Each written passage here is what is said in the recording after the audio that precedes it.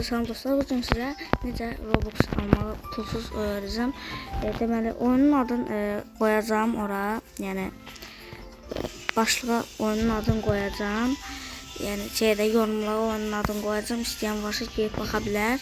Deməli, oyunun amacı belədir. Belə çark çevirirsiniz və buradan kredilər gəlir. Və buradan qazandığınız kredilər, məsələn 1000 kredi gəldi. Burada çark şeyimiz var, sayımız var.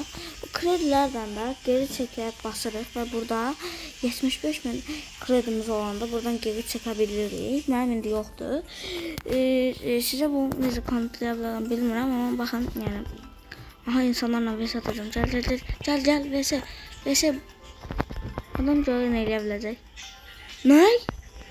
Az qala eləyir.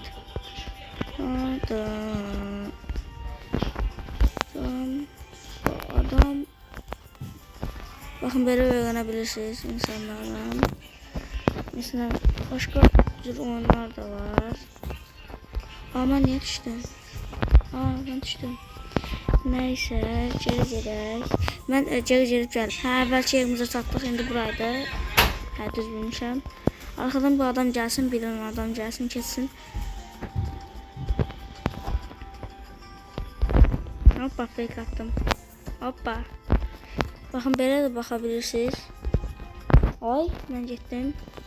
Neyse ben bir de o çattım. İndi əvvəlki yerimize çatdıq. Buraydı. Sonra neydi hiç bilmiyorum. Biraz siz patlama neyse açtık.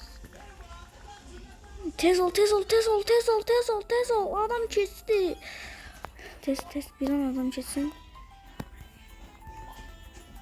Ben buradan da biz tapacağız bakın. Böyle bakabilirsiniz. Uzun süre kalsa o deməli oldu. Bu boşlanıncadır budur. Budur. Ve uzdum deyən bir də gəlib deyirəm. Ayda yenilendi parkur. Biz herkes önden gideriz. Nasıl o ikisi de boştu.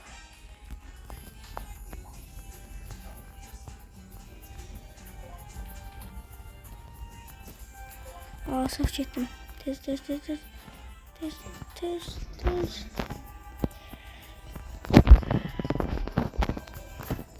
Neyse görürsünüz yani. Burada sezonlar var.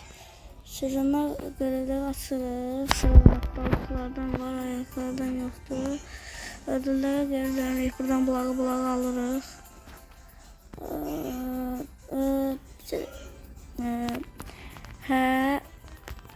Neyse burası işteyse ayda düşdük. Neyse geri qayıdarıq onsuz. Çünkü pro yok. Neyse. Yani bu kadardı. Yani Roblox almanın asandır. Bir de burada şeyler olur, sandıklar olur. Sonra açırsınız çarklardan. Bakın mesela 5 tane çark verdi bu da. Neyse. Sonra yani bunlar pen eradı açtık. Hadi bakarıq. Ne gəlsin. Ayda 1000 kredi gəlsə yaxşı olardı. Ama neyse. Yani burada videomuzun sonuna geldik. Abone olup like atmayı unutmayın ve videolarımı izlemediyseniz abone olup like atmayı unutmayın ve bye.